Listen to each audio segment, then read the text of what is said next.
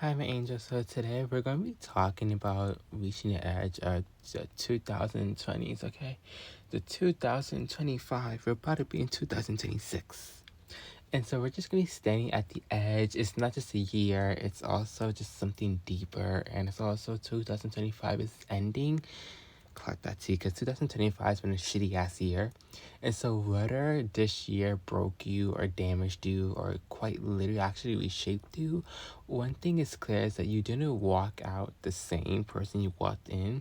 I consider that for myself. I don't know about anybody else, but definitely for myself, I could say that I didn't walk in this year being the same person I was last year or person I was when I started this year.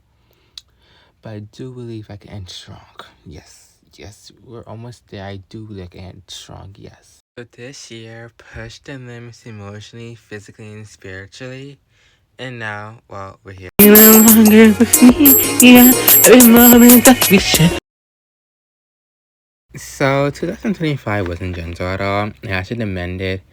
Honestly, it forced endings. It also stripped illusions that we didn't even realize we were clinging to. And then most of us also reached moments where we felt actually like emotionally exhausted, spiritually disconnected, spiritually exhausted, and also standing in uncertainty, plus wondering if we could ever take one more thing or possibly an actual step.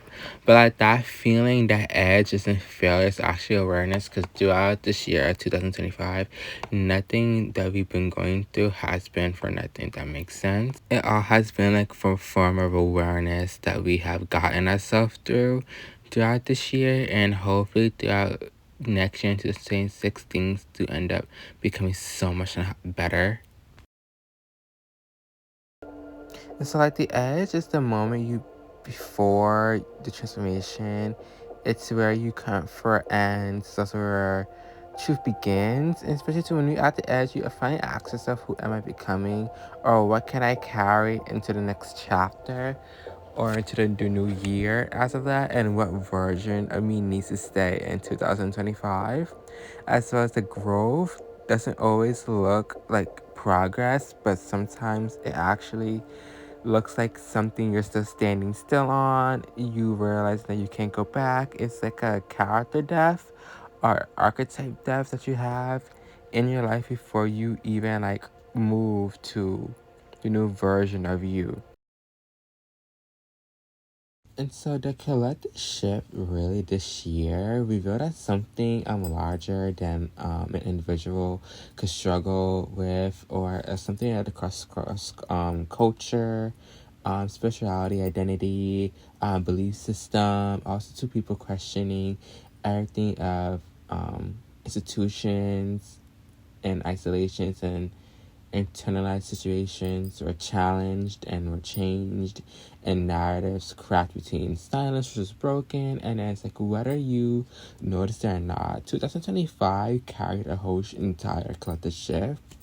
And when history shifts, it always feels uncomfortable at first, but being uncomfortable allows room to grow, while being comfortable and stuck and stagnant does not allow room to grow. So it's really beautiful and poised and elegance to be, you know, comfortable. You know what I'm saying? So standing in at the edge or in the edge means you still have a choice. So the choices that I'm about to say are like, I feel like people hear this all the time, but you can either like repeat old patterns, carry old wounds, or stay afraid of change and all that other stuff, or you could just leave and not binarily but intentionally. Plus, not because everything is healed, but because you are just trusting yourself more than sorry, more than you did before. And that alone actually makes you, it means that you have grown into a new version of yourself. So my angels, if you guys feel some sort of tiredness, if you feel like you're going through the motions, if you're at the edge right now, that is a good thing. That is a good thing. Most people are like, no, that's not a good thing. No, it's a good thing.